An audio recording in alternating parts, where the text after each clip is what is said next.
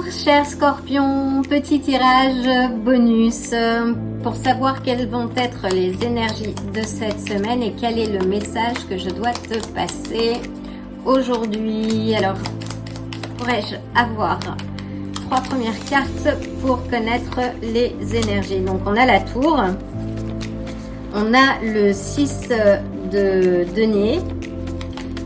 Alors la tour qui symbolise un changement radical, quelque chose qui intervient sans vraiment le notifier. C'est aussi beaucoup l'énergie d'Uranus. Donc ça n'a rien de, comment dire, de dramatique, et dans la mesure où le scorpion est habitué aux changements radicaux. D'autant que la tour est suivie du 6 de bâton qui est une carte de réussite, de reconnaissance, qui est une carte de victoire. Donc, est-ce que je peux avoir, s'il te plaît, hop, et on a la force. Donc là, sur les énergies en ce moment, tu connais un changement, quelque chose qui intervient ou qui est intervenu assez rapidement, mais à la clé qui est très bénéfique pour toi et qui te permet justement d'avoir un regain de courage. Donc peut-être qu'il s'est passé quelque chose en ce moment pour toi et qui fait que justement tu as un regain de motivation et de courage. Alors avec la force, donc c'est la planète, enfin c'est le soleil, hein. Soleil qui peut aussi représenter les Sagittaires, mais là qui est associé au signe du Lion, donc on est encore dans la saison du Lion. Avec la tour, c'est le signe du Bélier, donc la planète Mars, qui a un changement radical, qui parle d'action, de désir, de quelque chose qui est arrivé de manière assez radicale. Avec le 6 de bâton, donc on a encore les Béliers, le Lion et le Sagittaire. Très intéressant. Peux-tu clarifier la tour, s'il te plaît? On a le monde. Waouh! Donc avec la tour, on a le monde qui indique la fin d'un cycle et que le changement intervient peut-être pour enclencher le nouveau chapitre.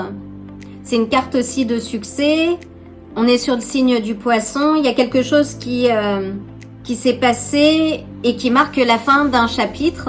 C'est un changement que tu as enclenché justement et qui t'amène à cette carte de succès, qui t'apporte beaucoup de courage, de force, qui t'a demandé justement de puiser dans ta force intérieure, de dompter la part d'ombre, le lion, et qui te caractérise, je vois. Peux-tu clarifier le 6? Alors, avec le 6 de bâton, on a le mât. Et ce qui est intéressant, c'est qu'après le monde, c'est le retour du mât. Donc le mât qui repart avec une certaine innocence, qui va redécouvrir quelque chose de nouveau, qui repart à l'aventure. Donc il y a quelque chose que tu reprends ou que tu démarres, il y a un projet que tu vas redémarrer et qui va t'amener vers le succès. Et juste en dessous, on a les amoureux, qui est sorti en même temps que le mât, qui peut symboliser un choix. C'est un choix, un changement que tu as fait. Avec le monde, on peut aussi parler de déménagement. Peut-être que tu es en train de déménager. En tout cas, il y a du mouvement, il y a quelque chose qui démarre après la fin d'un cycle. Peut-être une nouvelle relation. Peux-tu clarifier les amoureux, s'il te plaît? Alors, avec les amoureux, on a quelque chose que tu as laissé derrière toi pour reconstruire quelque chose. Tu vas de l'avant. Après une période de difficulté, c'est peut-être ce que tu laisses derrière toi après ce passage de la maison de Dieu, de la tour, et tu as fait le choix d'avancer. Et on a le 9 de denier qui est la carte de récompense, qui parle de récompense du travail que l'on a fourni. et qui est très prometteuse. Peux-tu clarifier le mât, s'il te plaît? Donc avec le mât, on a le signe du Verseau. Avec les amoureux, les Gémeaux. Ça peut être aussi la Vierge. Peux-tu clarifier le mât, s'il te plaît?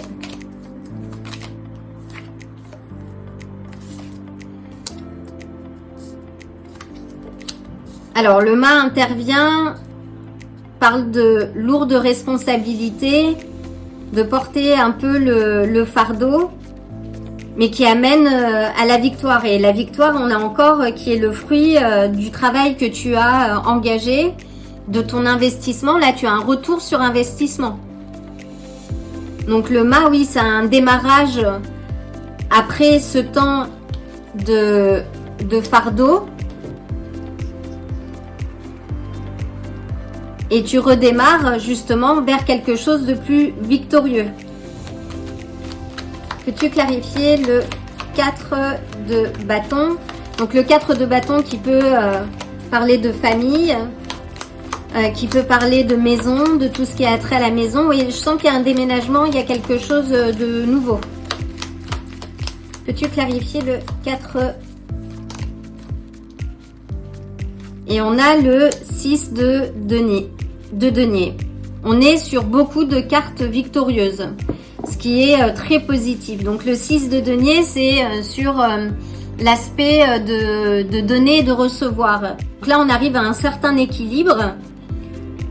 Après ce changement radical, ce mouvement, cette fin de cycle et le recommencement en fait d'un nouveau cycle qui est beaucoup plus victorieux, où tu as laissé vraiment, tu as fait ce travail d'introspection qui t'amène vers le succès. Et là, on est vraiment sur de l'abondance. Hein. Waouh!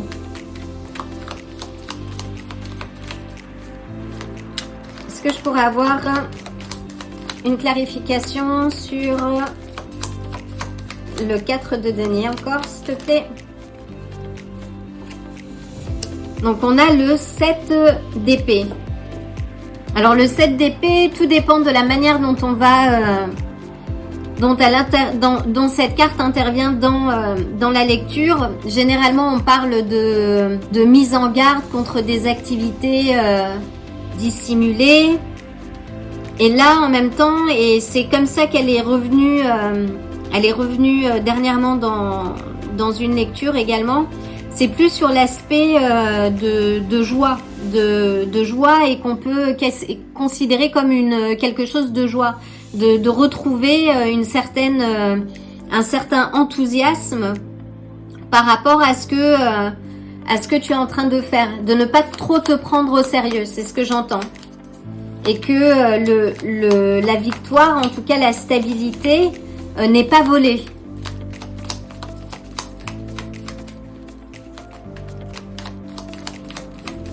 Peux-tu clarifier le 7 d'épée, s'il te plaît?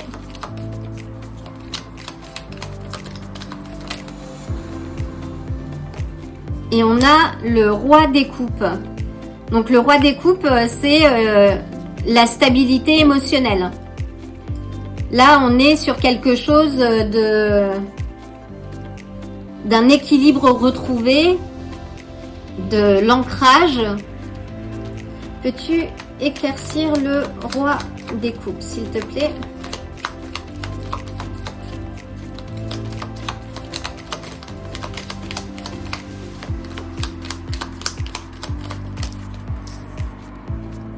Et on a la reine de denier.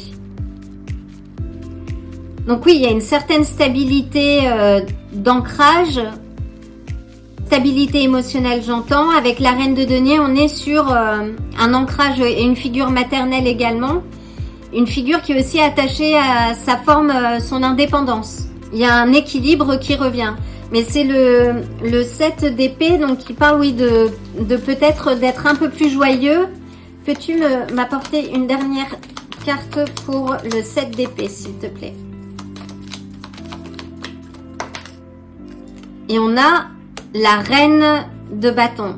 Donc oui, la reine de bâton, donc c'est celle qui a qui a su maîtriser sa part d'ombre, qui a fait ce travail sur elle et d'introspection, et qui voit les choses de manière vraie en fait aujourd'hui, et qui arrive à cette stabilité, on va dire le versant de la reine de denier, qui est toujours très autonome, très maternante, mais qui est attachée aussi à son indépendance. Mais c'est quelqu'un de solide, de confiance.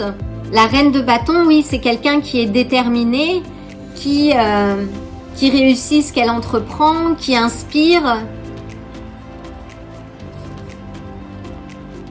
Et c'est une certaine forme de vérité que tu regardes toi en face aujourd'hui et qui te permet justement d'avancer. Et on a le 10 de denier à la clé qui nous parle d'harmonie familiale, d'abondance, de réussite matérielle. Waouh! C'est un très très beau tirage.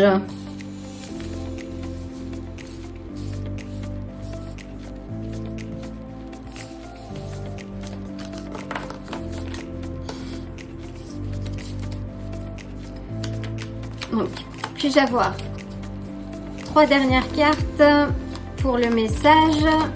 Donc si tu as passé une période difficile, les prochains temps sont de bon augure. Il y a beaucoup de choses positives qui vont se passer dans ta vie. Profite de cette énergie, notamment de la nouvelle lune en Vierge qui va avoir lieu donc le 23 août. Et au cours de laquelle tu vas pouvoir réorganiser les choses, reprendre le lead sur ta vie s'il faut, mais en tout cas d'enclencher les nouveaux projets, les nouvelles choses. Et on a le cavalier des coupes, là qui nous parle d'amour.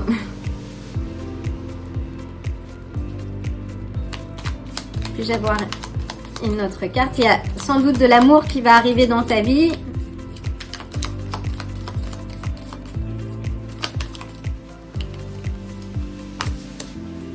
Waouh! Donc avec la justice, c'est une forme de vérité.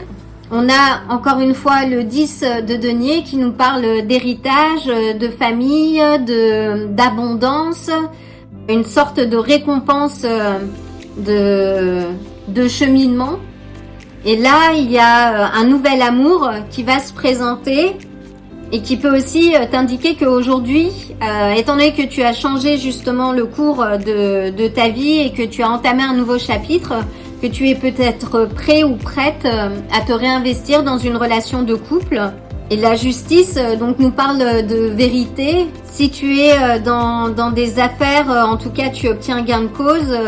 Mais là, c'est plus par rapport à ce nouvel amour. Il y a quelque chose qui va arriver et qui va représenter un équilibre.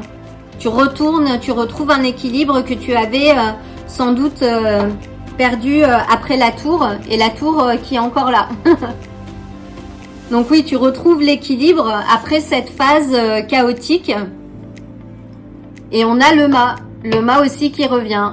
Donc la boucle est bouclée. Waouh! Alors, je vais prendre l'oracle de Pluton. Si je peux avoir une carte, s'il te plaît, pour avoir une indication complémentaire. C'est un très beau tirage, Scorpion.